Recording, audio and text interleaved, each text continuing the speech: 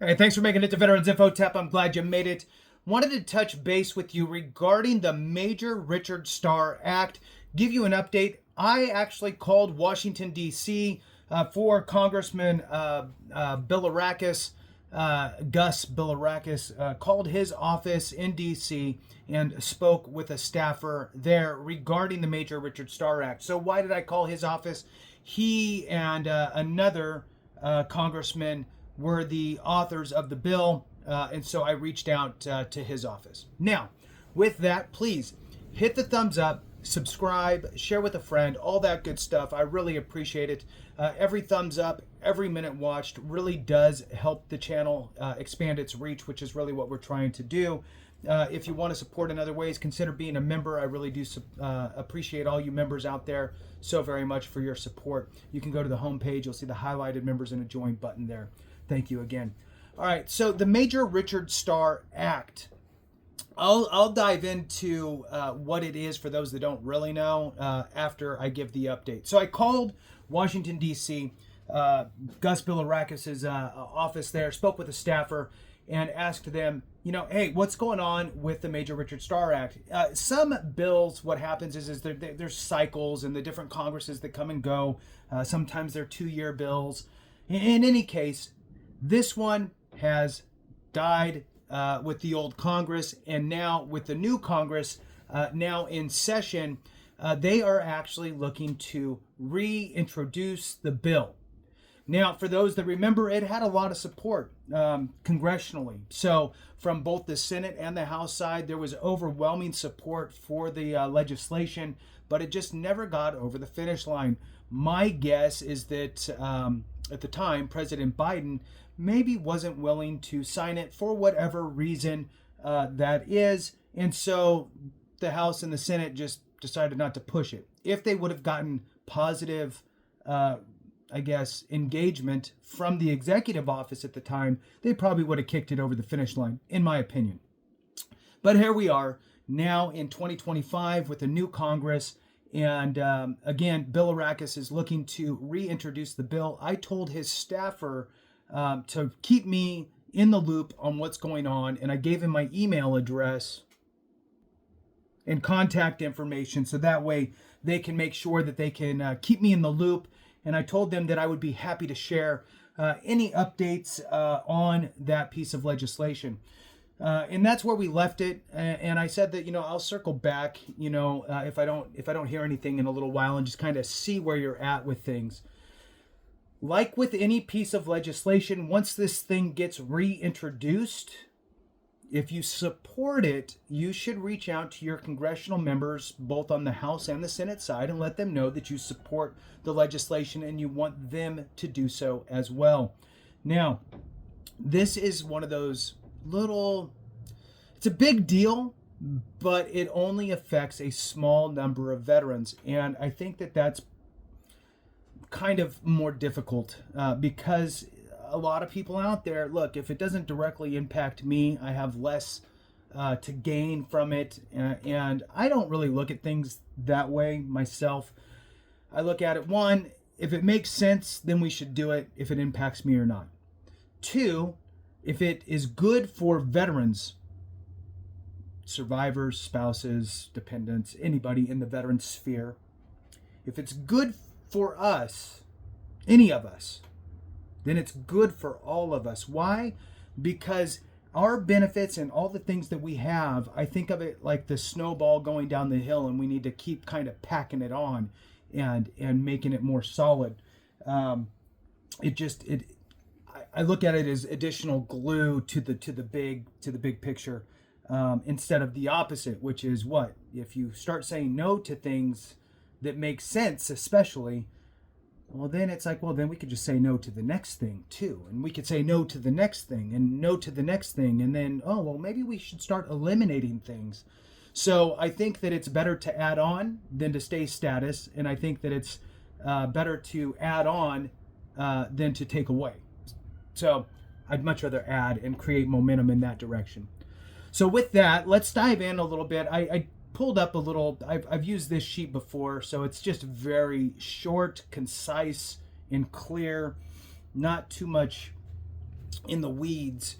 And this is from the Wounded Warrior Project back when they were, well, they will probably always support it, the Richard Starr Act, but this is from the old versions of it. So let's see. Why is this bill necessary, the Major Richard Starr Act? All right, so why is it necessary?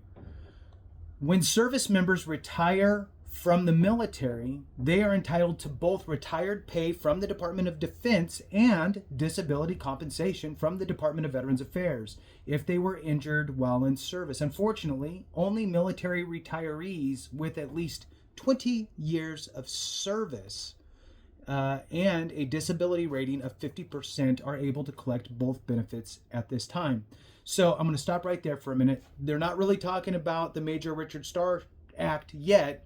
What they're explaining is how a retiree from the military can collect both their disability compensation as well as their VA or their disability compensation and their retired pay.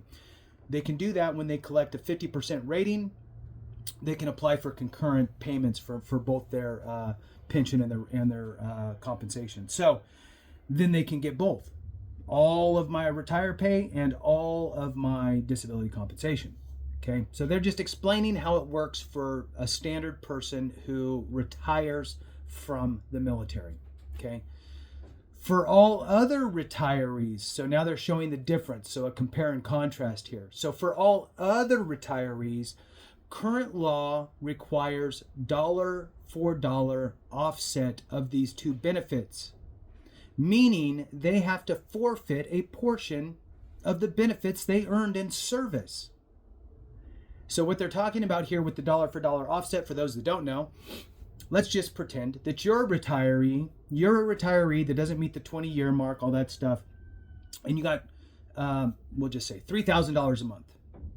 And let's just say, for example, just to use easy numbers, you get $3,000 a month for VA disability. Well, you don't get both. All they do is they make your retirement tax-free. So they dollar for dollar offset. So for every dollar of taxable retiree income, they will offset it with non-taxed VA disability. Well, it all slides over, and now you have none. So, I mean, you're saving taxes is what you're saving. So whatever that equates to, it's better than nothing, but it's not much.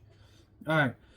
So it's time to fully honor veterans who were medically retired as a result of injuries incurred in combat or combat-related training. So again, they're talking about retirees who were medically retired, okay? Not medically discharged. Not I was in for 3 years, 2 years, 8 years, I was medically discharged, but I was in for 17 years or 16 or 14 or whatever, and I ended up being medically retired. So medically retired as a result of their injuries incurred in combat or combat-related training. Regardless of time in service, these veterans have earned all their benefits through their extraordinary sacrifice in defending our nation. So remember that the Richard Starr Act is for medically retired individuals, so that way they can collect their retirement pay that they put time in to earn the retirement pay, and they were injured, so they put in for disability compensation. If they have a 50% rating, they should be able to get both, just like your standard 20-year retiree. They're already, in a way, penalized because they weren't able to put in 20, 25, 30 years of service and get a larger retirement. Maybe that was the plan. I plan on being in for 25, 30 years and get this retirement. Oh, I got too injured to where now I'm medically retired, and so I get out with a much smaller retirement. So in 2004, Congress eliminated the offset for military retirees with at least 20 years of service and disability ratings of at least 50%. So that was in 2004, where they allowed the offset to be removed for retirees that have that 20 plus years. The Major Richard Starr Act would expand this policy to approximately 42,000 retirees whose military careers were cut short due to combat-related injuries, finally allowing them to collect hundreds of dollars per month that they have been denied up until now. So that is kind of the umbrella overview of the Major Richard Starr Act, what it's trying to basically correct and allow for. Look, I get it. Not everybody agrees with everything. If you don't agree with it, then you don't need to. If you do, then you should probably reach out to your congressional members and let them know that you want this bill to pass once it gets reintroduced. All right, thanks for watching. I appreciate you. Have a great one. And remember, if we don't take care of each other, something went wrong.